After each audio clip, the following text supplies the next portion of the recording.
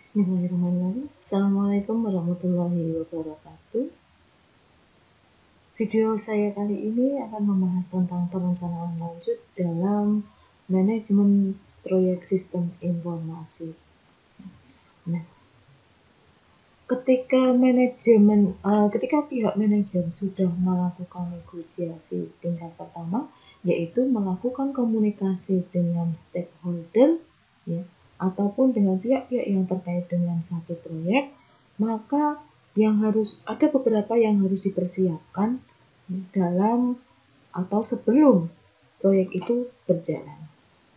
Yang pertama adalah melakukan perencanaan sumber daya. Sumber daya apa yang terlibat, siapa yang menguasai bidang-bidang tertentu, ya, harus disiapkan dari awal.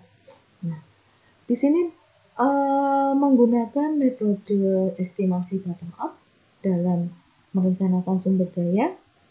Nah, ketika kita berada di dalam lapangan, ya, pengerjaan satu proyek, ya, ada beberapa manajer yang belum mempunyai pengalaman menangani sebuah proyek. Nah, dari situ dia tidak ada satu informasi atau histori sebelumnya tentang bagaimana menjalankan satu proyek. Nah, oleh karena itu, ya, akan lebih baik, ya, kita melakukan atau membuat satu penjadwalan, ya, yang kita sebut sebagai WBS. Ya. Melakukan WBS lalu menetapkan tugas kepada setiap personel pelaksana, lalu setiap personel tersebut memberikan estimasi untuk setiap task atau tugas yang menjadi tanggung jawabnya. Jadi siapa saja yang bertanggung jawab pekerjaan itu membuat satu estimasi, ya, tentang pekerjaan apa yang akan dilakukannya. Seorang manajer proyek yang melakukan satu estimasi, ya setelah dilakukan rapat sebelumnya, lalu membagikannya dalam WBS. Nah, kita sudah tahu sebelumnya WBS, ya, itu kan membagi pekerjaan menjadi sub pekerjaan, ya, di mana setiap pekerjaan itu mempunyai range waktu tertentu.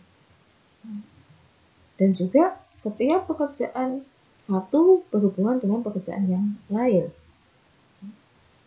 Kemudian, jika tim terdiri dari personel yang sudah berpengalaman dalam menangani tugas yang diserahkan pada mereka, maka lebih mudah dalam menggunakan bottom up. Jadi, orang-orang yang ahli akan ditempatkan di pekerjaan utama. Jika tidak, maka seorang manajer proyek yang melakukan satu estimasi.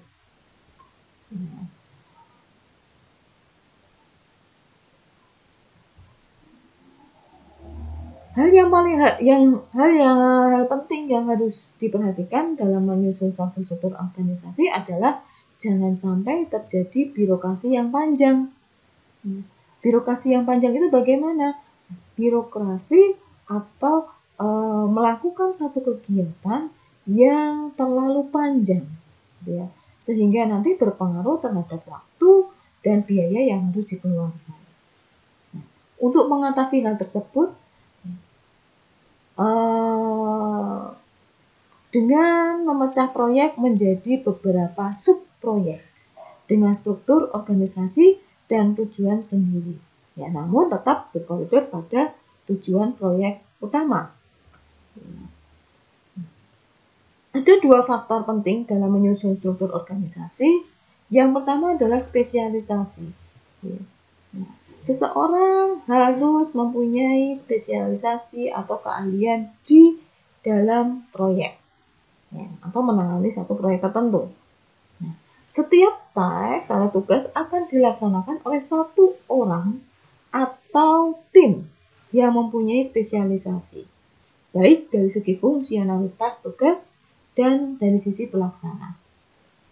Yang kedua adalah koordinasi. Jadi semua anggota atau tim harus mampu berorganisasi atau berkoordinasi ya, antara satu tim dengan yang lain atau antar anggota tim. Itu yang harus diperhatikan dalam sumber daya dalam manajemen proyek. Yang kedua adalah rencana keuangan. Jadi seperti kita ketahui bahwa tidak hanya sumber daya, tetapi sumber daya manusia, tapi juga sumber daya keuangan yang berpengaruh erat dalam membangun sebuah proyek. Perhitungkan anggaran untuk proyek sistem informasi dilakukan dengan estimasi yang didasarkan pada jangka waktu pelaksanaan. Jika proyek yang sifatnya komersial, harus dialokasikan juga nilai keuntungan perusahaan pelaksana proyeknya. Jadi menyusun bagaimana keuangan itu ya, agar tidak merugi, sehingga jalannya proyek itu sesuai dengan anggaran yang ditetapkan sebelumnya. Seorang manajer proyek harus membandingkan nilai proyek dengan nilai total biaya proyek. Jangan sampai ya, melebihi anggaran atau tidak berimbang. Seorang manajer proyek harus memastikan kapan waktu di mana harus menerima dan mengeluarkan dana proyek. Harus tertib. Ya.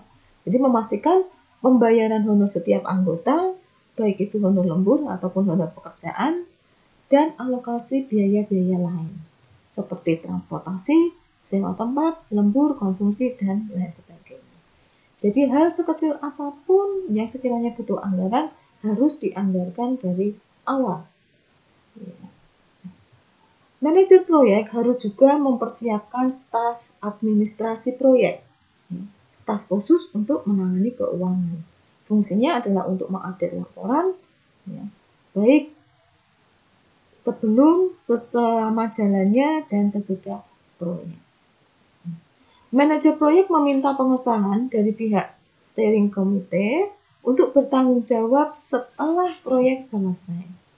Bahkan semua pengeluaran harus sesuai anggaran yang sudah disahkan. Nah, itu untuk keuangan. Planning yang selanjutnya adalah tentang kualitas dari proyek.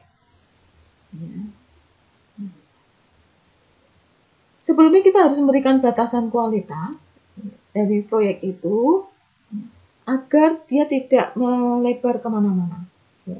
Fokus pada tujuan proyek itu merupakan salah satu solusi agar kita tetap di jalur yang fokus, jalur yang sama, jalur yang sesuai dengan tujuan proyek.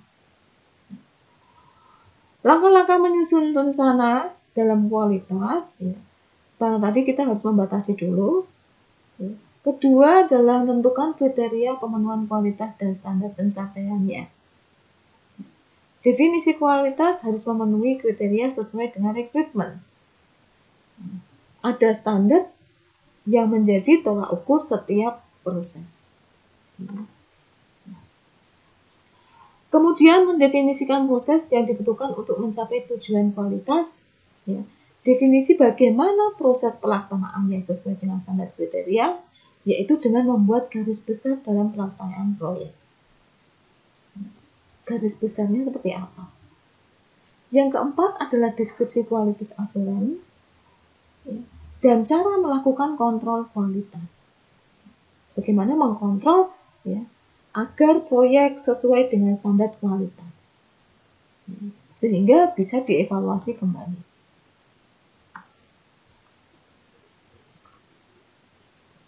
Rencana selanjutnya adalah tentang rencana risiko. Jadi bisa memprediksikan risiko yang akan terjadi di kemudian hari sepanjang proyek itu dikerjakan. Rencana risiko dengan melihat semua daftar risiko yang telah diidentifikasi pada fase inisiasi. Jadi pada tahapan awal menemukan satu masalah, kemudian risikonya apa? Nah, itu dibuat daftarnya.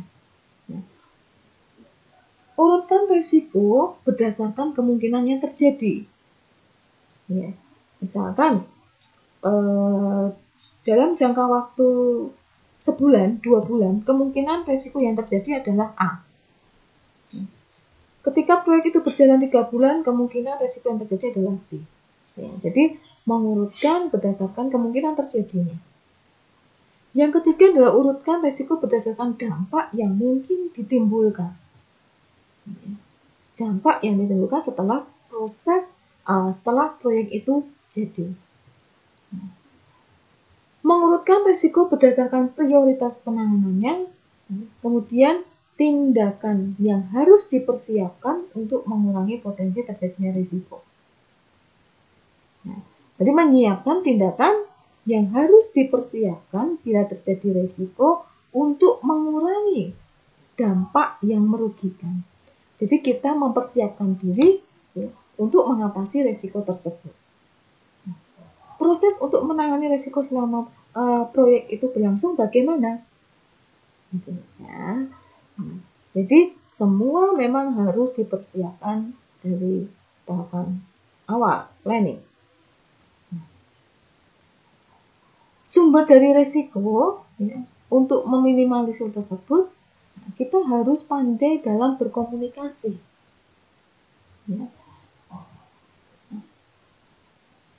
Risiko itu tumbuh atau timbul bisa karena komunikasi, ada satu kesenjangan komunikasi yang tidak baik.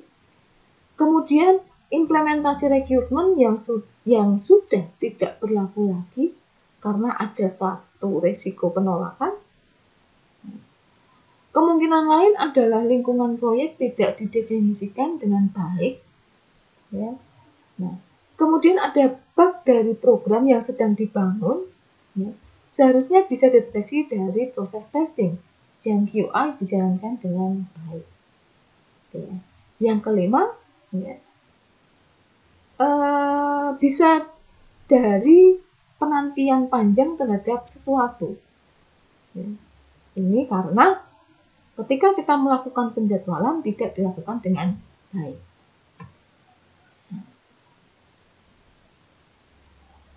Kemudian yang keenam adalah pekerjaan secara parsial, yang tidak urut, mengakibatkan BBS tidak dilakukan dengan baik. Dan proses yang tidak perlu tetapi dimasukkan di BBS, itu nanti akan memperpanjang waktu dan biaya. Jadwal dan anggaran tidak realistis. Ini juga harus diperhatikan sesuai dengan kualitas atau tujuan dari proyek. Yang selanjutnya adalah rencana penerimaan. Jadi ketika proyek itu sudah jadi, bagaimana nanti penerimaannya? Apa itu penerimaan? Persetujuan dari klien bahwa deliverables proyek sudah sesuai dengan kriteria kualitas yang disepakati.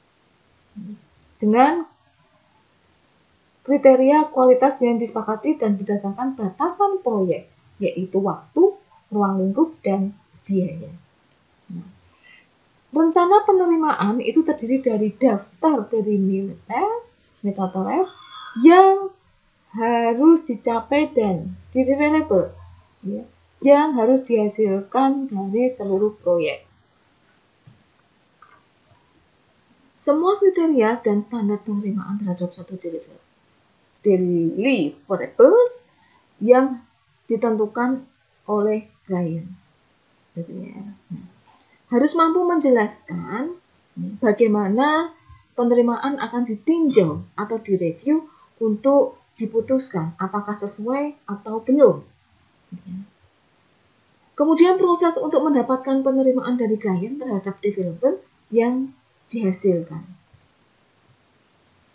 Jadi dalam penerimaan ini, proyek yang sudah dihasilkan harus sesuai dengan tujuan proyek. Bagaimana langkah-langkah menyampaikan